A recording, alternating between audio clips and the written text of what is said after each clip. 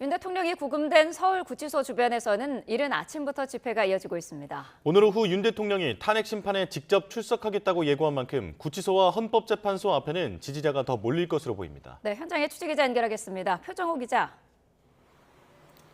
네, 서울구치소입니다. 네, 현장 분위기 어떻습니까? 네, 이른 아침인 만큼 아직 사람이 많지는 않고 한산한 분위기입니다. 일부 참가자들도 구치소 민원인 쉼터에서 머무르고 있습니다. 다만 윤 대통령 지지자들은 이른 새벽부터 모여서 연신, 즉시 석방하라면서 구호를 외치고 있는데요. 주변을 다녀보면 대통령과 함께 싸우겠다는 탄핵 반대 측 피켓과 대통령 파면을 촉구하는 찬성 측 현수막이 경쟁적으로 붙어 있습니다.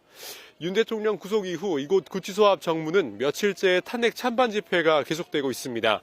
찬성과 반대 측 모두 윤 대통령이 구속된 동안 매일 맞불 집회를 예고한 상황인데 당장 오늘도 신자유연대 등 보수단체를 중심으로 반대 측은 6,000명, 찬성 측은 400명 종일 집회 신고가 되어 있습니다.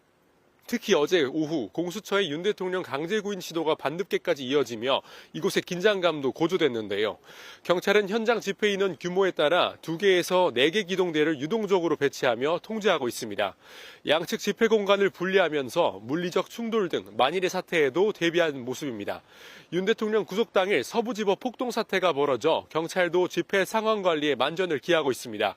어제부터 경기 과천 공수처 인근에선 직원 보호를 위해 출퇴근 시간 수찰차 거점 배치 등 경비가 강화됐고요.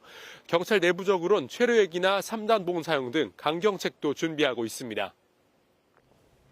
네, 오후엔 윤 대통령이 직접 헌법재판소 출석도 예고돼 있죠. 네, 그렇습니다. 오늘 오후 2시 서울 종로구 헌법재판소에서 윤 대통령에 대한 탄핵 심판 3차 변론 기일이 진행됩니다. 윤 대통령 측은 언론 공지를 통해 대통령이 직접 변론에 참석할 예정이라고 전했습니다. 급작스럽게 출석 의사를 밝히면서 서울구치소와 헌재도 경계를 강화하며 분주한 모습입니다. 윤 대통령은 오후쯤 이곳을 나설 것으로 예상되는데 지난 18일 영장심사를 받기 위해 서부지법에 갈 때처럼 법무부가 호송하고 대통령 경호처가 호송차를 따라붙는 식으로 이동하게 됩니다. 윤 대통령이 어떤 모습으로 나올지도 관심인데 규정상 사복 착용도 허용돼 법원 영장심사 때처럼 수용복이 아닌 정장을 입고 갈 가능성이 커 보입니다. 또 현직 대통령 신분을 감안해 지난번처럼 포승줄도 차지 않을 것으로 예상됩니다. 동시에 탄핵 심판 시간 전후로 이곳 서울구치소나 헌법재판소 주변에 지지자들이 몰리며 집회가 격화할 우려도 배제하기 어렵습니다.